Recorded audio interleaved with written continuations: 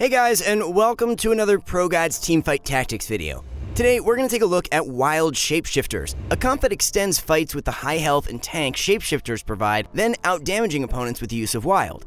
In this video, we're going to review over the core units, items, synergies, and how to play this composition most effectively. But first, I'd like to remind you to click on the link below and take a look at the updated ProGuides.com if you want to learn more about teamfight tactics.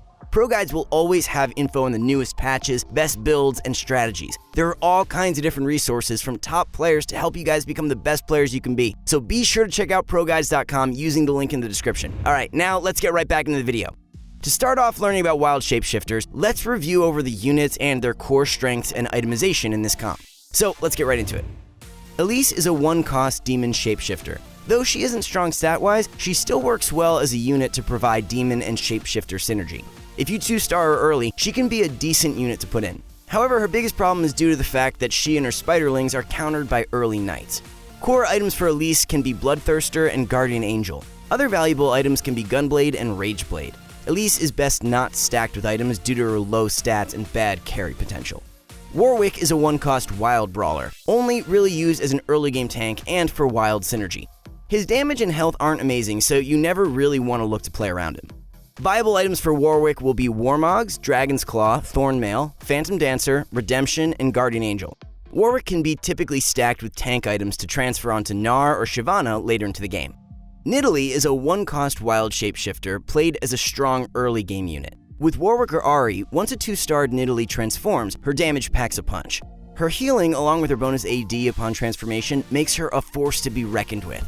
Nicolai can be a solid early game carry when stacked. As the game progresses, you can either look for another 2-star Nicolai so you can swap items onto your Shyvana, or try to 3-star her as a late game carry. Her core items are Rapid Fire Cannon, Bloodthirster, and Rageblade. Viable items are Phantom Dancer, Static Shiv, Gunblade, Guardian Angel, and Infinity Edge. Ahri is a 2-cost wild sorcerer, played as an early game carry and wild enabler. If 2-starred early, she can be a great carry early game to hold you off while you try to find your units. Ahri can also help you get 3 sorcerers, usually units like Lulu and Morg being ideal due to their fantastic synergy with wild shapeshifters. Viable items on Ahri is usually Luden's Echo and Static Shiv. Otherwise, you want to look to stack someone else, since you want to keep her for 4 wild, unlike Nicolai where you can stack her and easily sell and replace her in the late game. Jace is a 2-cost Hex-Tech shapeshifter, used as a pretty decent unit early and mid-game. His ability, Transform Mercury Cannon, transforms Jace into a ranged unit and knocks an enemy unit back and stuns them.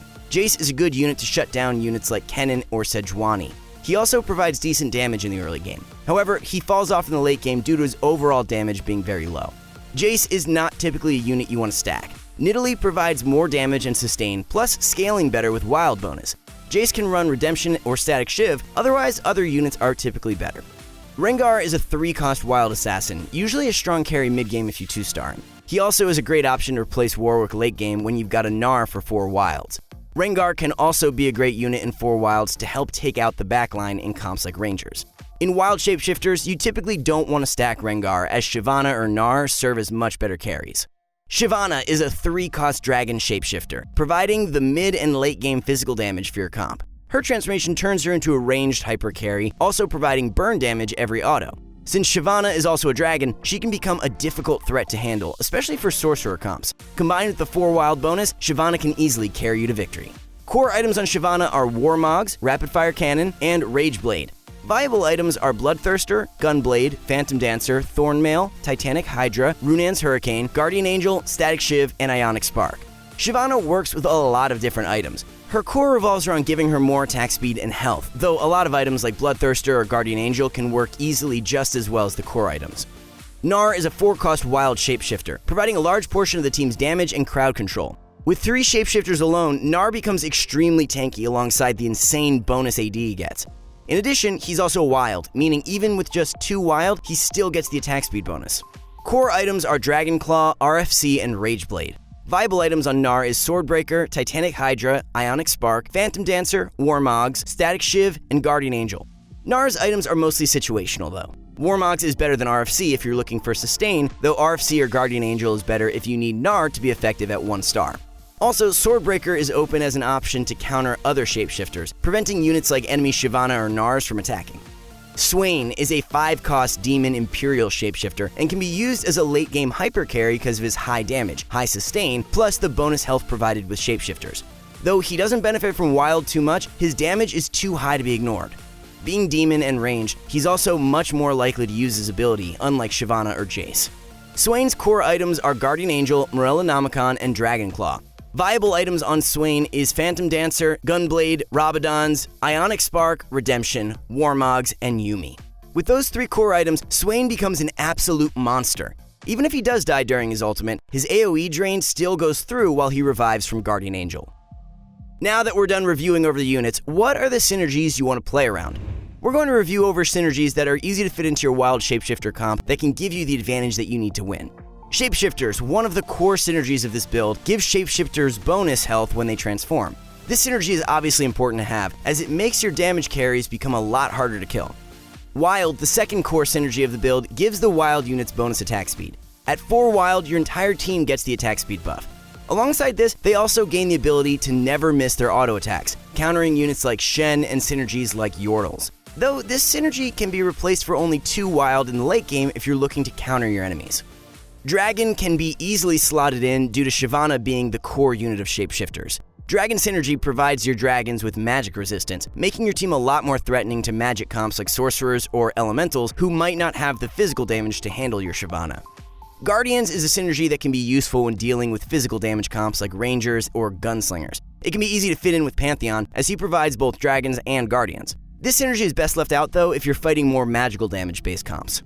Demons is something you aim to slot in if you're running Swain or Elise to help them transform faster. Your demon units can also benefit from the mana gain to use their abilities more frequently as well when combined with the wild buff. Hextech can be a really powerful splash synergy to put in as well if you're running Jace. Units like Vi can also synergize well with Warwick, giving brawler synergy to keep you alive in the mid-game. This also can help keep down carries like Kennen or Ashe who can be problematic. Positioning plays a lot around making sure your transformations go off, but making sure they aren't likely to die as well. For example, if you directly frontline a Shyvana by herself, it's likely without tank items she's going to die before transforming. Units like Gnar, Jace, and Shyvana want to be alongside each other to spread the damage among all of them, but also so they get their transformations quickly. This is also true for Swain if he has core items or is 2-starred. Shyvana can be placed behind the front line as well if she has an RFC. Units like Ahri or Aurelion Sol want to be stacked behind your front line. If assassins are not common in your lobby, you can also put your front line in the very front and ranged carries in the very back to play around AoE, especially since units like Kennen or Sejuani are strong units against shapeshifters. There are particular combos you can try to position around as well, like Gnar standing next to a Kennen or Swain, so when Gnar uses his ability, they're shoved on top of the AoE damage. Next time you find yourself playing wild shapeshifters, pay attention to who's transforming and who isn't. Your shapeshifters getting their abilities off is important, so always try to spread the damage if they're dying too quickly. At the start of the game, you're typically wanting to look out for units like Nicolai, Ahri, Warwick, Elise, Jace, Rengar, and Shyvana. Before this though, if you are unable to upgrade them, you can go 2 routes. First, you could try running a strong early game comp, like Noble Knight, to keep yourself from losing health and potentially win streaking while picking up wild shapeshifters. Secondly, you can sandbag the early game, gaining a loss streak, but building up your econ to hard roll the mid game. A huge mistake a lot of new players make when trying to go shapeshifters is they sometimes try to force it too hard early. If you have trouble getting Nicolai, Jace, and Elise upgraded, it's okay to use a stronger early comp to keep yourself alive, then transition to it once you have your carries, Gnar and Shyvana. As you get past the early game, you've reached level 6, and now it's time to start getting your comp ready. This is typically the hardest point in the game for wild shapeshifters, since with units like Shyvana and Gnar typically being contested, you'll have a hard time finding carries in the mid game. You want to aim to roll at level 7, unless you're win streaking and shapeshifters are uncontested, then you can be greedy and wait for level 8, then roll for your carries. Also, keep in mind, 6 shapeshifters is incredibly difficult to pull off, since you need to roll Swain and Gnar, so playing around 4 wild, 3 shapeshifter is better to look out for instead, due to the fact that wild units are lower costs, like Warwick, Nicolai, and Ahri. If Gnar, Shyvana, and Swain don't show up fast enough, it's better to abandon 6 shapeshifters and go for 3 with side synergies, though obviously you still want to try to pick them up when you find them. Morgana and another sorcerer like Lulu can give you 3 sorcerers with Ahri and 2 demons with Elise. Vi, Cho'Gath, and Rek'Sai are good brawlers to put alongside Warwick. Zed, Pyke, and Kha'Zix also work well with Rengar for 3 assassins. You can actively look for some temporary synergies to keep yourself alive. Kennen is also a fantastic unit to keep you alive. If you're running Lulu as a 3rd sorcerer, she also provides you 3 Yordles with Gnar. He also helps you counter assassin players who power spike in the mid game, and if you're running 4 wild, his bonus AD from ninjas also comes into play. The late game. This is typically the strongest point in the game for Shapeshifters. Units like Gnar, Swain, and Shyvana can dish out high amounts of damage while being unkillable. You'll also have counter synergies like Guardians to counter physical damage and Dragons to counter magical damage. There's also the option of 6 Shapeshifters for an even stronger health bonus. This will make your comp incredibly difficult to burst down quickly, while progressively getting out-damaged due to wild buff. A lot of your hyper carries should also have their core units, making it even harder for your enemies to beat you. If needed, the 4 wild buff can be abandoned for Guardians, Dragons, Sorcerers, Demons, etc. As the game goes on, units like Ahri, Nidalee, Warwick, and Rengar get progressively weaker, so swapping them out for stronger synergies should always be left as an option. Though, try to stick with 2 wilds for Gnar.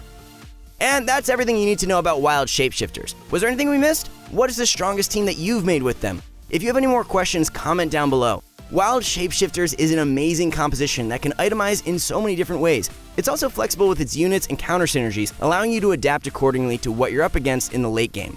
This is one of the strongest comps if played correctly and can be used as one of the best ways to climb. Remember to subscribe to our YouTube channel and visit ProGuides.com to stay up to date on teamfight tactics. Good luck in your games, guys, and we'll see y'all next time.